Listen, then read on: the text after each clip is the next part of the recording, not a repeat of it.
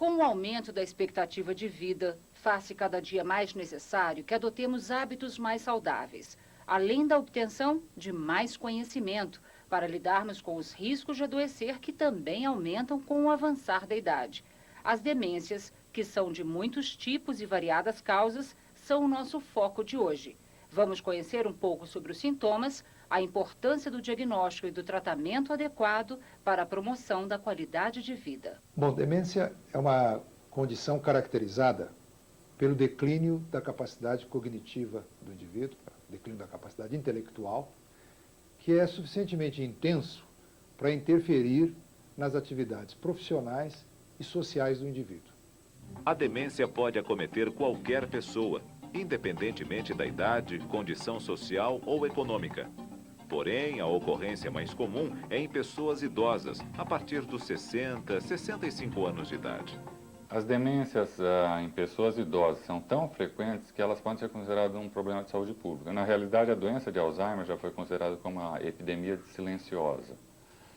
Acontece com tantas pessoas e ela é tão debilitante a uma certa altura que é uma das razões para a falência de sistemas de atendimento de saúde. Para você ter uma ideia, o custo da doença de Alzheimer, indireto e direto, nos Estados Unidos é de 100 bilhões de dólares por ano. É importante termos consciência de que o envelhecer desencadeia uma série de alterações no nosso organismo. As pessoas, invariavelmente, dentro do processo de envelhecimento, têm as alterações normais, as alterações que nós chamamos fisiológicas.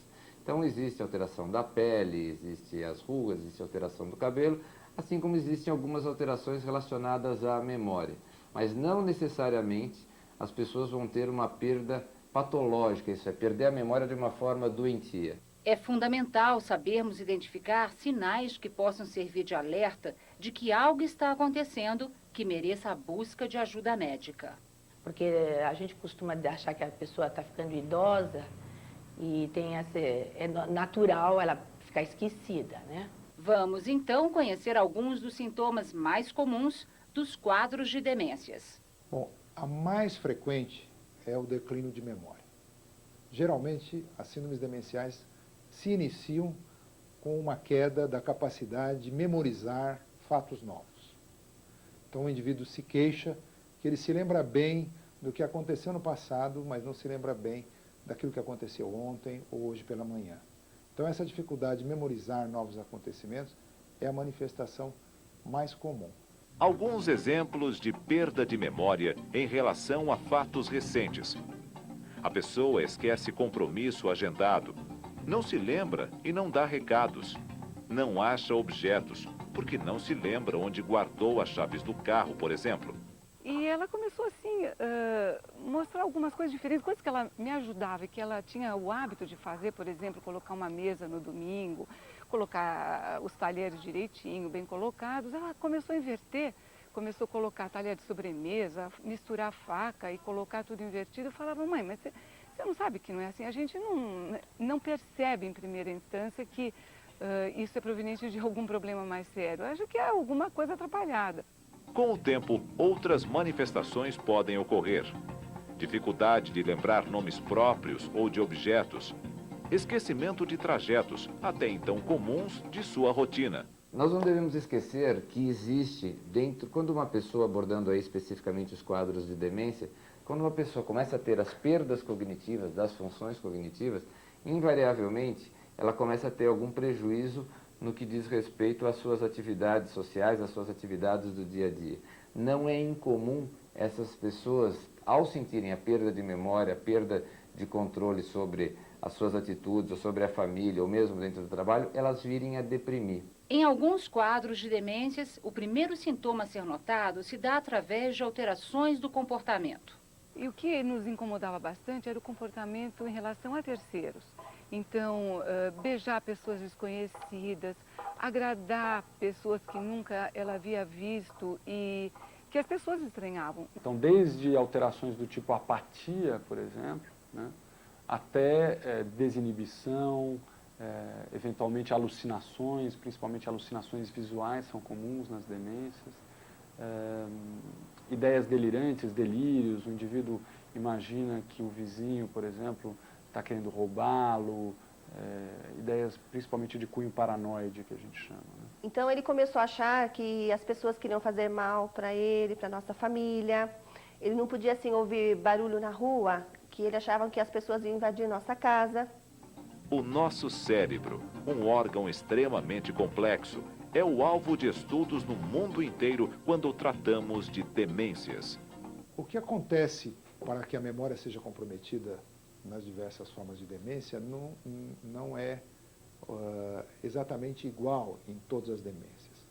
Mas na doença de Alzheimer, que é a forma mais comum de demência, o que acontece é uma degeneração de alguns agrupamentos de neurônios numa região do córtex cerebral, que se chama formação hipocampal, que é uma região crucial para a formação de novas memórias. A depender da localização acometida no cérebro, é como se dá a manifestação do sintoma, o que leva a distúrbios da memória, de linguagem, de comportamento, etc. A gente foi se inteirando disso lentamente, porque a gente não sabia o que estava acontecendo, mas estava vendo os sintomas e a dependência dele foi se acentuando. Nas fases iniciais da demência, em geral, o portador enfrenta dificuldades, mas consegue exercer boa parte das atividades no dia a dia. Porém, com o passar do tempo, o grau de incapacitação pode aumentar. Inicialmente ele vai ficando incapacitado para as atividades que demandam mais, atividades mais complexas, não é? Como, por exemplo, ele pode ter dificuldade em fazer o seu imposto de renda, ou preparar um jantar, no caso de uma senhora, mas aos poucos outras funções mais simples, como cuidar da sua própria conta bancária, ou de fazer uma refeição simples, mais tarde de escolher a sua própria roupa com que você vai sair ou ficar em casa, todas essas funções já começam a ser comprometidas. São várias as formas de demências, dentre elas, há as que são consideradas reversíveis. Olha, cerca de talvez 10 a 15% das síndromes demenciais sejam potencialmente reversíveis com tratamento específico.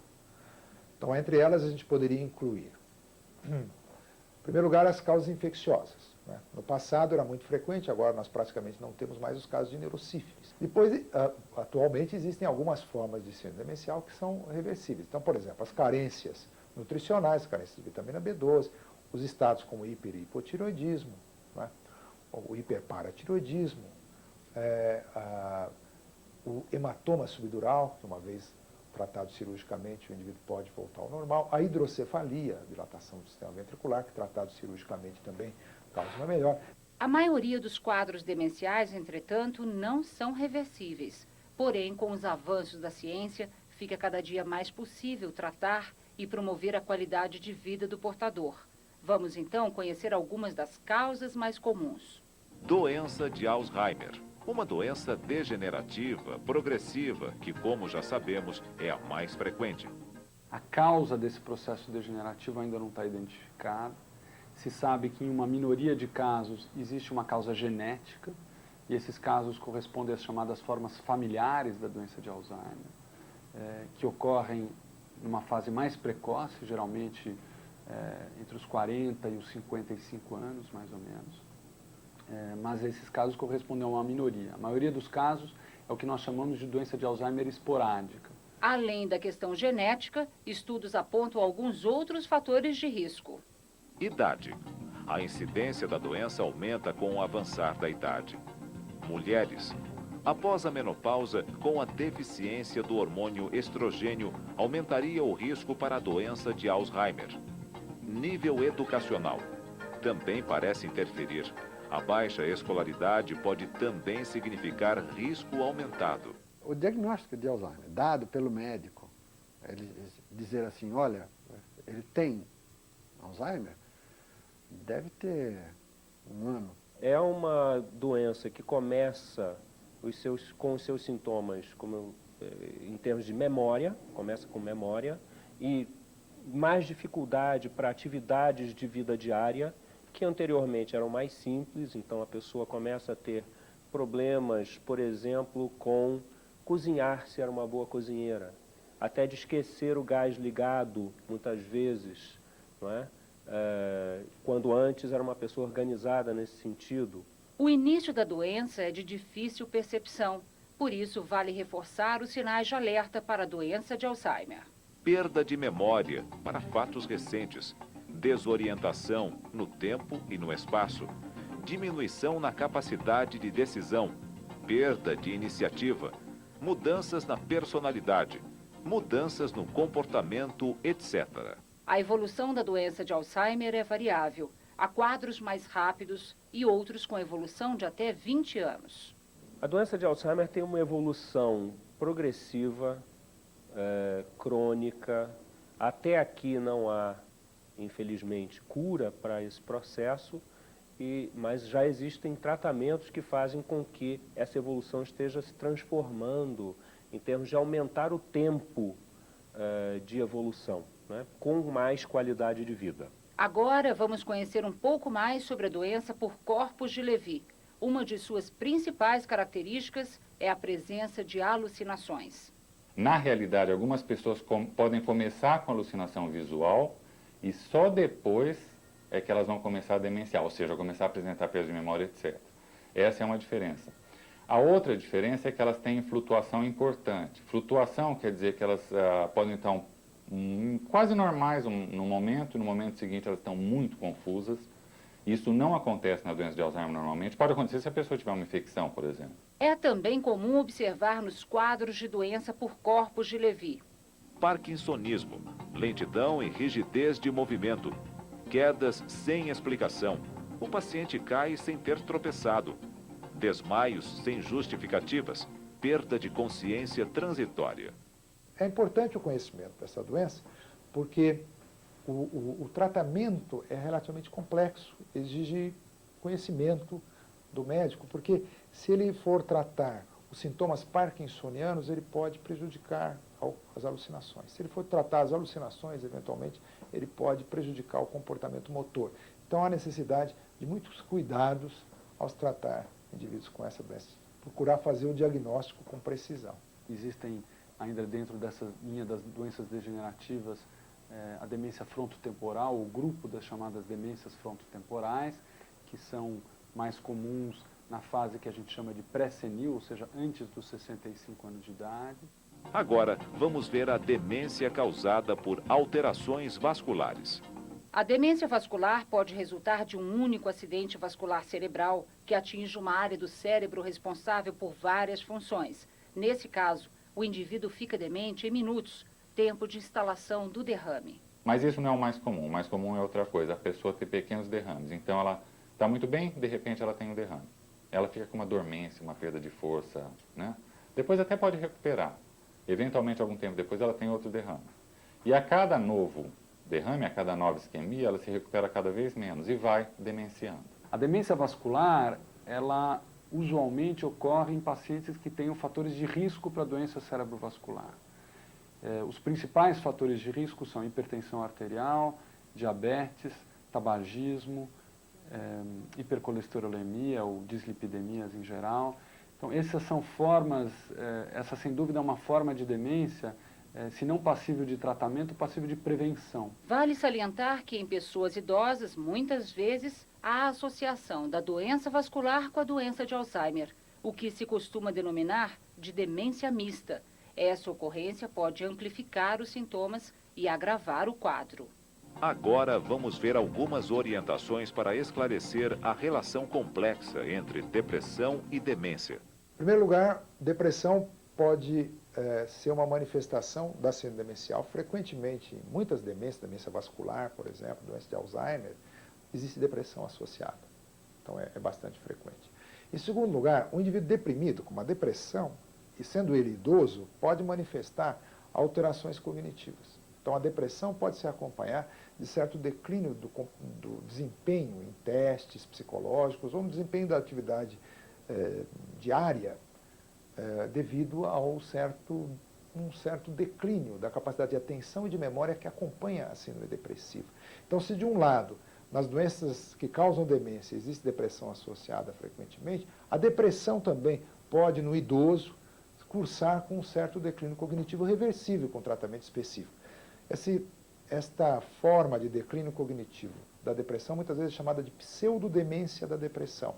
Mas atenção, Se o primeiro surto depressivo ocorre em idade mais avançada e sem histórico familiar de depressão, pode estar em curso um caso de demência. Vale também lembrar, alguns medicamentos também podem interferir negativamente sobre o funcionamento cognitivo, ocasionando sintomas de esquecimento, alucinações, entre outros. Agora, vamos saber um pouco mais sobre o chamado declínio cognitivo leve, também conhecido como comprometimento cognitivo leve. É caracterizado pela dificuldade de memória recente, queixa comum de pessoas idosas. A família percebe porque interfere no dia a dia, porém, ocorre apenas alteração de memória, sem afetar outras áreas. E essa é a diferença entre declínio cognitivo leve e demência. No declínio cognitivo leve, a queixa, a dificuldade está restrita à memória. Na demência, como a gente já viu, ela vai pegar outras áreas também, linguagem, orientação e assim por diante. O que se sabe é que quando o indivíduo tem comprometimento cognitivo leve, a probabilidade dele vir a desenvolver síndrome demencial é muitas vezes maior do que no indivíduo da mesma idade que não tem o declínio cognitivo. Talvez 5 a 6 vezes maior. É muito importante consultar um médico sempre que tivermos dúvidas ou que notarmos uma dificuldade progressiva de memória. O diagnóstico precoce das demências é fundamental, deve ser encarado como prioridade. Hoje em dia, existem recursos para o tratamento, praticamente, ou a abordagem, ou o manejo, se quisermos dizer, de todas as demências. Sem dúvida nenhuma, como tudo em medicina, quanto mais precoce for o diagnóstico, mais fácil acaba sendo a abordagem, esse manejo, a introdução de alguma medicação, e nós sabemos que as medicações existentes, aí no caso específico, principalmente para a doença de Alzheimer, acabam tendo uma melhor resposta quando elas forem introduzidas muito no início da doença. O processo de diagnóstico das demências engloba História do caso, obtida com o paciente e com a família. Exames físico e neurológico. Avaliação cognitiva. Há uma série de testes que ajudam a mensurar a capacidade de memória, cálculo, concentração, atenção, etc. O médico também poderá solicitar alguns exames complementares, de sangue, de imagem, etc., para averiguar a causa da demência. Então, é importante que a pessoa, quando tenha a dúvida, até para melhorar a sua própria qualidade de vida e não ficar insegura, procure um profissional e se oriente a respeito. Agora vamos conhecer um pouco mais sobre as abordagens para o tratamento das demências. Nas demências, exceto nos casos potencialmente reversíveis de demência, não é possível curar esses quadros. Mas o tratamento visa melhorar a qualidade de vida, dar conforto e diminuir em muito o sofrimento e, mais do que tudo, também não dar novas complicações com o próprio tratamento. Então, visto sob esse aspecto, o tratamento é multifatorial. Ele nunca vai se resumir a remédio. Os remédios, especialmente na doença de Alzheimer, como nós conhecemos hoje, eles têm um papel hoje já mais importante, eles diminuem a rapidez da progressão da doença. Vamos ver mais algumas orientações sobre o tratamento medicamentoso. Drogas que tenham ação comprovada através de estudos controlados são poucas.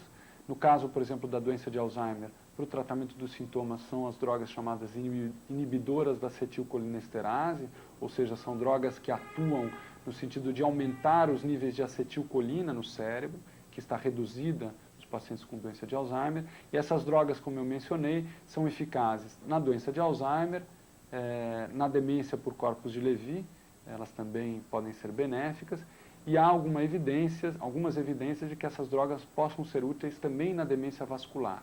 Hoje, por exemplo, com a medicação que ele está tomando, isso já não acontece. Eu percebo que a memória dele já começa a funcionar de uma outra forma.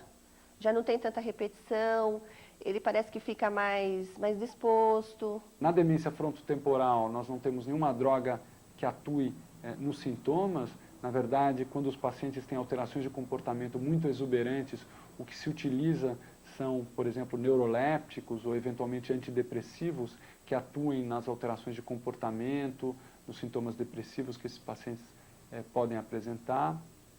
Nas outras demências, chamadas demências metabólicas, obviamente o tratamento diz respeito à correção do distúrbio metabólico. Por exemplo, numa carência de vitamina B12, essa vitamina B12 deve ser reposta. No hipotireoidismo, o hipotireoidismo deve ser corrigido e assim por diante. O tratamento das demências envolve uma equipe multidisciplinar, com neurologistas, psiquiatras, terapeutas ocupacionais, psicólogos, fonoaudiólogos, entre outros. A demência deve ser tratada, porque o tratamento sempre melhora a qualidade de vida. Não tratar de um demenciado é negar o seu direito à vida. O desconhecimento é um grande vilão e um dos principais responsáveis pela falta de adesão ao tratamento. Provavelmente uma família que é bem informada a respeito da demência do seu familiar vai ser capaz de perceber melhor o que é o que não é resposta e vai ser capaz de aderir melhor ao tratamento, vai acompanhar melhor essa pessoa. Isso mostra como a educação do familiar em demência é importante. Uma dúvida frequente diz respeito à questão da internação. Eu tenho a minha mãe com Alzheimer, que foi diagnosticada há uns 6 anos, e no momento ela está internada. Não há regras que determinem o que é melhor, cuidar em casa ou internar. Porém, vale um alerta. Há que encarar a internação como uma parte do programa de vida, não internar e esquecer. A pessoa tem que internar e participar da vida do familiar doente na instituição. As dúvidas devem sempre ser esclarecidas numa relação franca com o médico. Vamos ver mais algumas orientações que podem ajudar no dia a dia, tanto do portador quanto do cuidador. A adequação do ambiente, às vezes requer apenas pequenas modificações e alguns recursos simples. Sinalizar o ambiente. Por exemplo, manter com o portador, numa fase mais inicial, intermediária, a agenda, apontamentos, anotar tudo que vai ser feito. Numa fase mais intermediária, eu costumo usar uma alternativa que tem dado muito certo, que são os recortes de figuras, como por exemplo, do vestuário, camisas, vestuário, peças íntimas, colar essas figuras nas gavetas, nos armários respectivos dentro do quarto do paciente. Assim, quando ele vai ao quarto buscar uma peça que ele precisa levar para o banheiro, por exemplo, na hora do banho, ele esquece, mas ele olha e imediatamente ele se lembra. Então, isso é uma coisa que costuma auxiliar bastante esses lapsos de memória.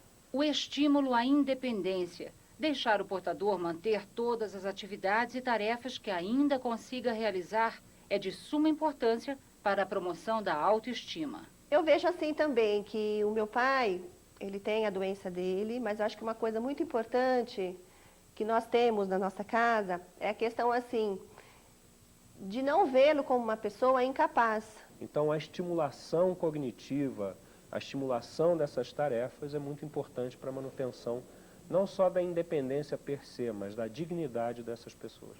Não há garantias de que aquela pessoa, que pode ser nosso pai, avó, companheiro, que vivencia uma demência, perde a capacidade de sentir. Por isso, é preciso cuidado para não cometer equívocos. Manter o pronome senhor, senhora, doutor, doutora, respeitando a história que essa pessoa escreveu aqui. Respeitar e manter os laços afetivos com essa pessoa. Não esconder o paciente. Levá-lo, manter atividades sociais. Apenas escolher, adaptar os locais de escolha, os restaurantes, os passeios, as conversas, manter o diálogo, preservar a linguagem desse portador. Isso é da maior importância. Manter o convívio social dentro de casa, o respeito, enfim, o respeito ao ser humano. É bom que se diga, contudo, que cuidar de um portador de demência no dia a dia não é tarefa fácil. A doença gera conflitos e sentimentos diversos, de culpa, revolta, tristeza. Então essa é uma questão que tem que ser muito bem trabalhada com a família, no sentido de fazer esse cuidador entender que ele é humano sim, que ele pode sentir raiva sim, que ele precisa ter um espaço dele sim, um espaço onde realmente esse paciente não tenha acesso, ainda que seja 5 minutos, meia hora, todos os dias, mas sair, marcar um compromisso com amigos, tomar uma cerveja, jogar a conversa fora, isso é humano. E isso garante a qualidade do cuidado, porque ele teve um momento dele para respirar, para se reabastecer de forças, para conseguir voltar. A troca de experiências pode ser de grande ajuda. Esse intercâmbio pode ocorrer em reuniões como as da Associação Brasileira de Alzheimer. Nas reuniões acontece uma coisa muito interessante, muito positiva. É quando essas famílias interagem entre si. Elas buscam apoio entre si. Sentem que realmente não estão sozinhas. Nós temos assim todo o interesse de estar conhecendo mais, porque isso vai ajudando. Eu acho que você dividir o problema com o outro, às vezes, fica muito mais fácil, às vezes, dói menos, porque você sabe que aquilo que passa na tua casa não é muito diferente da casa do outro. Então, eu acho que essa troca de experiências pode ajudar bastante e também confortar um pouco mais. Eu acho que é acolhedor. Procure obter mais informações. O conhecimento é um bom aliado. Aproveite e anote algumas dicas. Associação Brasileira de Alzheimer. Fone 11 270 8791. E-mail abras@abras.com.br. Programa de Educação em Demências e Programa de Assistência ao Cuidador, Unifesp. Fone 11 5579 2668 ou 5549 7109. Ambulatório de Neurologia do Comportamento da Escola Paulista de Medicina da Universidade Federal de São Paulo. Fone 11 5576 4139. Secretaria de Neurologia do Hospital das Clínicas da Faculdade de Medicina da Universidade de São Paulo. Fone 11 3069 6401 e 3082 7548. Centro de Idosos do Instituto de Psiquiatria da Universidade Federal do Rio de Janeiro. Fone 21 2275 1122. Ambulatório de Geriatria da Escola Paulista de Medicina da Universidade Federal de São Paulo. Fone 11 5575 3604. São vários os desafios a enfrentar no universo das demências. Os mistérios da mente, o significado dos sentimentos, o cuidar de si próprio e do outro, o aprender a respeitar e a lidar com as diferenças e incertezas. Felizmente, a medicina tem avançado muito, o que está sempre renovando nossa esperança de vivermos por mais tempo, com mais saúde e qualidade de vida.